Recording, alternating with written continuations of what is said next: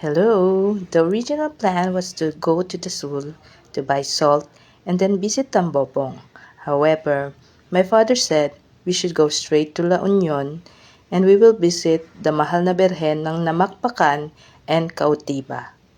And by the way, it's 3 in the morning. Around 6:15 in the morning, we arrived in Dagupan and attended the Mass at the Annunciation of the Lord Parish.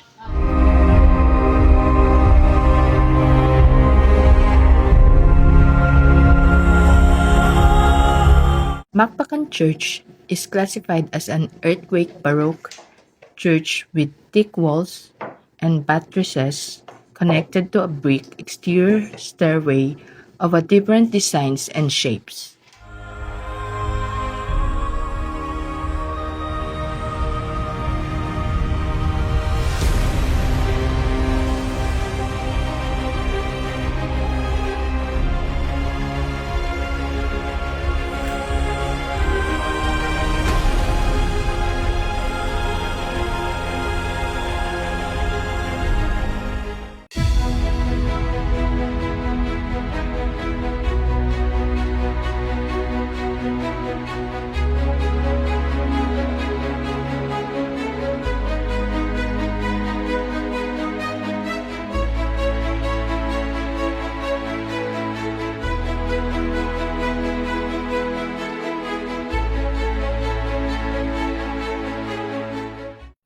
Our Lady of Namakpakan, in Spanish, Nuestra Señora de Namakpakan, also affectionately known as Apo Baquet, is a miraculous title of the Blessed Virgin Mary, venerated in Luna La Union, Philippines.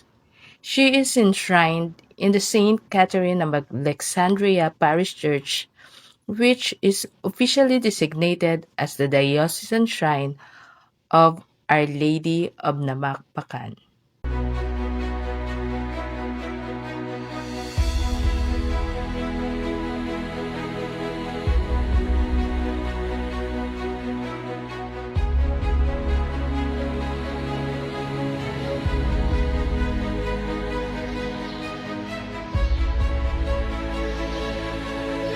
"6 feet and 4 inches wooden image, the tallest known Marian statue in the Philippines, was ordered from Spain in 1871 for a seminary in Bigan.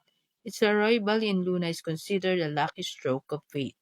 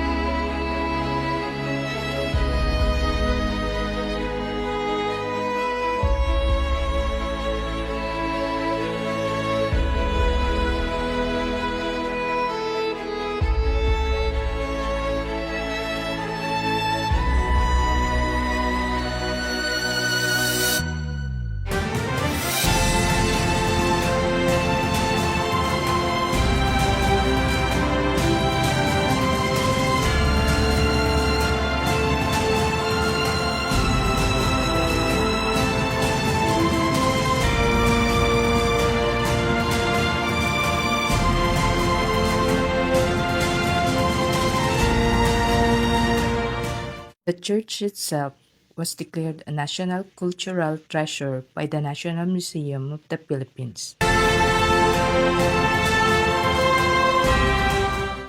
In 1845, the Holy Guardian Angels patrons, Reverend Father Santiago Romero, and the community encouraged devotion to Our Lady of the Most Holy Rosary. In partnership with sculptors, they created 3 statues: La Virgen del Santísimo Rosario, San Miguel Arcangel, and San Angel Custodio for the church. In July, the statues were shipped by ship named Matutina from Manila to Santo Tomas via the China Sea. Despite a sea pirate attack near Bolinao, the crewmen fought bravely while praying to the Blessed Mother for protection and no one perished.